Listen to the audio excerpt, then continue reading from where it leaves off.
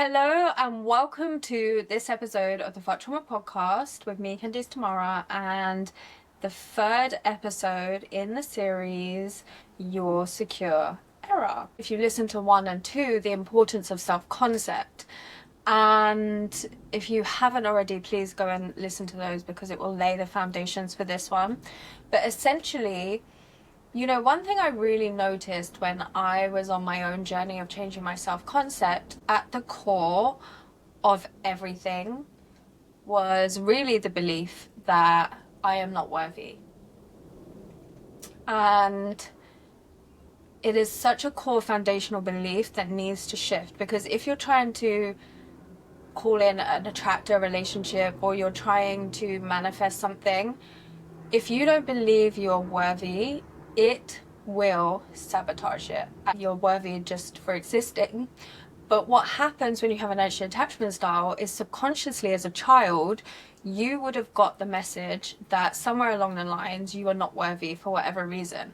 And what I often see is that people attach their self-worth to something. Either they attach their self-worth to doing for other people, for fixing and saving other people. This was me.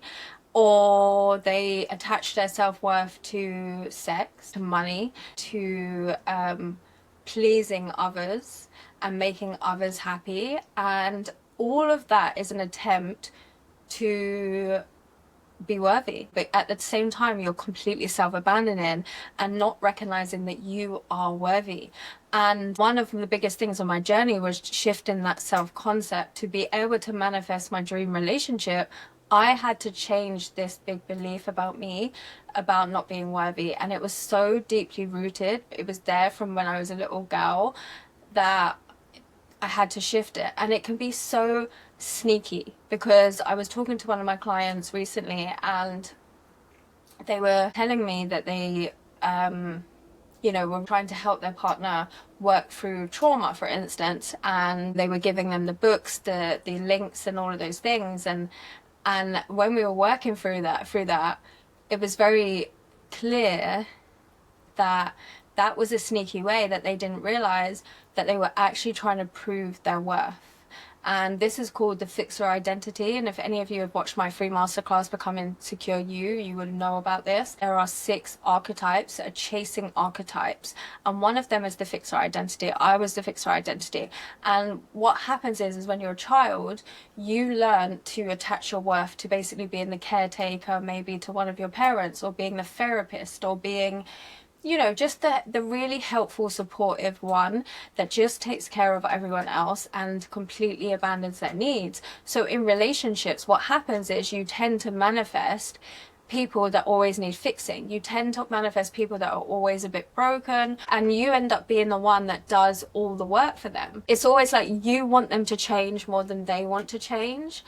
What you don't realize is because you've attached your worth to what you do for others and how much you fix them. And here is a really beautiful thing that I helped my client to see, is that I said, is if they change and they are fixed, then there is nothing more for you to fix. And straight away the penny dropped. I saw it in their eyes and they realized, if that truly happens, then what is their worth attached to? Because if there is nothing more to fix in this person, then they are no longer worthy, which of course is not true, but it's just because they've attached their worth to, if I help this person, then they won't leave me. And that is so much of a big belief, and believe me, I used to have it too. So if you are in these kind of things where you are attracting these kind of relationships, know that this is a self-worth problem and this is part of that identity. But my point is that it can be so sneaky and you don't even realize how it's showing up. So this is why it's so important for me to do this episode with you today. Okay, so I want to share with you some ways that are really sneaky that suggest that you have a worthiness problem. So one way that would suggest that you probably have a worthiness problem is around, you apologize for your own needs. You don't want to be a burden for having needs. You really believe you're too much, and you try and, fit your needs in as small as possible, but yet you're probably really there for everyone else. You know, you're always the one over giving, over helping, all of those over pleasing, but yet when it comes to your needs, you apologize for them and you keep them really small and you hate asking for things. And that is because you probably have a belief around, I'm not worthy of having needs. My needs are a burden. And I believe me, this was a massive one for me too. So if you've ever heard yourself saying about being a burden and asking for help, and this is a very core one if you're hyper independent, that is another one of the chasing archetypes. And then the second one would be like, you stay in situations hoping to be chosen. Like, you will entertain it, even you will probably moan about it, you really don't want to be there, but deep down you're entertaining it, desperate that they'll change, because if they change, then it will prove that you are worthy of being chosen. And that's because you have the belief that I'm not worthy of someone choosing me fully and committing. There's so many people I've worked with that have been stuck in situationships and now are in full-blown, committed, wonderful relationships, and it makes me so happy to see. But when they were in those situationships, you know, I'd be like, what is it that's keeping you there? And it's because they didn't believe they were worthy of more, and that's why they stayed. And if you're in one of those things, that is why you have a self-worth problem there. The other thing is maybe you tolerate inconsistent communication. That's a good sign. You likely have the belief that, like, I'm not worthy of consistency, or you're not worthy of being a priority. Another massive one for me. Another one is that you avoid stating what you really want, so you change your opinions and your hobbies and your habits and everything to just work around them. And probably because you have a belief around, I'm not worthy of having preferences, or they'll leave if I do. Another one is that you like feel anxious expressing your boundaries. You probably feel like you're not worthy of protecting yourself, and it's selfish to have limits and boundaries. This was a huge one. I used to really believe that it was so selfish for me to put me first, which is just insane. You are worthy of protecting yourself, and you should protect yourself. And likely, you know, if you didn't receive parenting where you were fully protected, likely you probably don't fully really believe that. But there's lots of other ways that you can get this and struggle with boundaries. Another one is when you over function in your relationship. So the belief there is, I'm only worthy if I prove myself by giving and doing more. So you're the one that over gives, you're the one that overdoes everything, you plan everything, you just, you know, you fix and save them, and you're just performing, and it's exhausting. Another one is you feel terrified of being too much. You know, similar with the needs, I'm not worthy as I am. I have to shrink myself to be lovable. So you have to change, you have to be small. Probably in childhood, you probably learned that was the way to survive. And then another one is you pedestal other people, you know, and it's likely because you believe they are more worthy of love than you are. So you might have beliefs around that. And the other one will be you keep going back after being disrespected in relationships with people, and it's probably because you believe that you're not worthy of being treated with respect, or that you have to accept crumbs. That's all you're worthy of, and that's all you deserve. If you see yourself in any of those, it is likely a worthiness thing, and that's what it generally comes down to. So you have to shift the belief, because I know for me to be able to manifest my dream relationship, that was one of the core beliefs that I had to change. But I had to look at it in lots of different ways. So I used the mirror, I used a reflection of how people were treating me to determine what my self-concept was. So I worked on quite a few big beliefs, which was great. It was changing things. But then it became very clear to me when I was dating that there was a belief there that was showing up for me, and it was the belief around not being worthy of being pursued. And I'll give you a funny story. I remember going on one date, and we went to the park to watch the sunset or something, which was very cute. It was lovely. I think they wanted to feed the squirrels or something, which, if you know me, you know I'm obsessed with animals. So that is right up my street. That's a beautiful thing to do. So I was like, yeah, sure, of course. And then they suggested we go and get an ice cream because it was a really hot day. And so we went to the ice cream truck to get ice cream, and they ordered their ice cream and took out their cash, which was a lot of cash that they had on them, and they paid for their ice cream. They did not ask me what I wanted, even though it was them that suggested the ice cream. And so I had to ask, do take card, and I had to order the ice cream myself and pay by card, which is no problem. I have no problem with paying, and I ended up paying like a £2.50 ice cream, or like $3 ice cream on card. When the point of it, when I saw it, I was like, what is this? I have something around being pursued or romance or whatever it is. There's something there, because that was a reflection of that.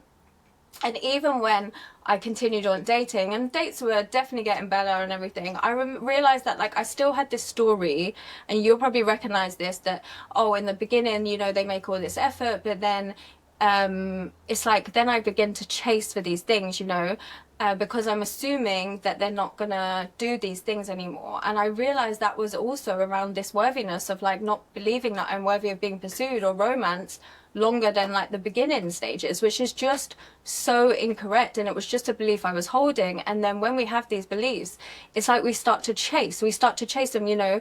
Are you going to take us out? Or are you going to ask to see us? Or dropping hints about dinner or something like that, and or whatever it is, or planning a date, or asking to see me or something, those things. But these are really coming from your beliefs, your self-worth, and you didn't have these in the beginning, and likely when you get more attached, it clicks in with your attachment style that these beliefs become more apparent, and then you start to assume that it's not going to happen. And so when I saw that, I was like, yeah, I need to shift that. And I did. I shifted that part of my self-concept so much that the man that I manifested in is the absolute opposite in all ways, and especially this way. It's always a reflection of what we believe to be true about ourselves and what we believe we deserve. And when you shift it, I promise you, when you hear the story of my partner now and my dream relationship that I manifested, that is so different. It shows from night and day how that can shift when you change your self-concept. So I want to tell you a few things that you can do to shift your self-worth to start doing this. Just before I do that, the one thing I just want to highlight is that a lot of the time when you are in these relationships, these situationships where you really think you like someone and you're chasing them, you're not actually chasing them because you want them. You are chasing the parts of you that is desperate to feel worthy, and you are chasing it for that validation that they will make you feel worthy. And I promise you, it never works, as I know you know that it doesn't work. It doesn't feel good, and that is why it's an inside job to change that within, so you don't chase other people for that validation, because you know you're worthy, because you exist, and you truly are. And it's really important that you do that. Like, it literally was one of the things that really changed things for me, and I know it changes my clients' lives too. So one way that you could do that, firstly, is journaling is fantastic. It's a fantastic way for you to reflect and have that awareness of, where am I, like, what are my beliefs that are coming up. So one thing I always say to anyone, and I said it on my podcast a few episodes ago with Courtney, who is a self-concept queen. So if you have not listened to that one, the one about being chosen, you have to. She was fantastic, and she was definitely a part of my journey. But the one thing that really helped me was, when you see a trigger or something that's happened, so they didn't pay for my ice cream, for instance, then you write that down on a journal, and then you ask yourself, why is this bothering me? Why is this triggering me? And hear the answer within you, because you have the answer. And then whatever it says, then ask why, because there's always another layer. And what you will find is, if you keep asking enough, there will be this root that will probably be something around, I don't feel worthy of being pursued. I don't think I'm worthy of that much effort. I'm not that worthy of something. And obviously, I'm just giving an example. You can do it for all the different ways. So journaling is fantastic for building that self-awareness, to get those beliefs out to the forefront, to the surface, so you can actually do something with it. The second thing is, affirmations are fucking amazing. I love them. I've changed my life with affirmations. If you're a words of affirmation person, don't bother getting a man or a woman to say these things to you. Give it to yourself, because trust me, it's going to be way more fulfilling than hearing it from other people. So start to tell yourself, like, look in the mirror and tell yourself, I'm worthy just for existing. I'm worthy, I'm worthy, I'm worthy. And your subconscious mind will start to take that in. The third thing to do, and I love and I swear by, it's my method, is inner child healing. You have to, in my opinion, meet the parts of you that is chasing to be worthy by other people. You have to meet that little girl and that little guy inside of you and tell them how worthy they are. Make them feel so worthy that they don't have to chase that from anything outside of them. That is life-changing stuff. I cannot tell you how much it is. And then the fourth thing that really helped me and really changed my life is EFT tapping. Because EFT tapping, and I'm like a broken record with these things because these methods work, I promise you, is fantastic because it calms your nervous system at the same time as rewiring your subconscious beliefs. So it will literally, when your body is fighting you, your fearful mind is saying, but you're not worthy, but you're not worthy, you are literally quieting in that so it can take in the fact that you are worthy. It is life-changing. And I know that a lot of you will not even know where to start with this stuff, with this work. I get it. I was the same, and that is why I have a new masterclass. It's actually a workshop. It's called Worthy as Fuck. And it's designed to change your self-concept subconsciously and consciously around being worthy. This is work that I wish everyone in the world does because so many people struggle with this. It's a workshop because you're actually doing the work with me and you will feel the shifts. And one thing I want to share with you is that on my journey of changing my self-concept, especially around worthiness, I was at a workshop myself, just attending, and I was doing this meditation, this breathing work, and it was really beautiful because it took me to a place of meeting my inner child the day I was born. When I was in that, all I could think about was, I need to bring this to my community. I need to share this with the world. Not what they've done, but it sparked such an idea in me that was like, yes, because all of your worthiness problems started from the things that you learn as a child. But if you could go back and rewire that so subconsciously at the deepest way in your body and your mind, this was the way to do it. And it's what I really wish everyone goes through. So if you are feeling the pull to do this work and change that worthiness belief at the core and subconsciously in your body, because it impacts every part of your life, I highly recommend that you come and do this masterclass. I will leave the link in the bio below. Anyway, I think that is everything that I want to share today. I hope that you found it useful. I was thinking the other day and I was like, what is the one thing that I wish that everybody in the world knew?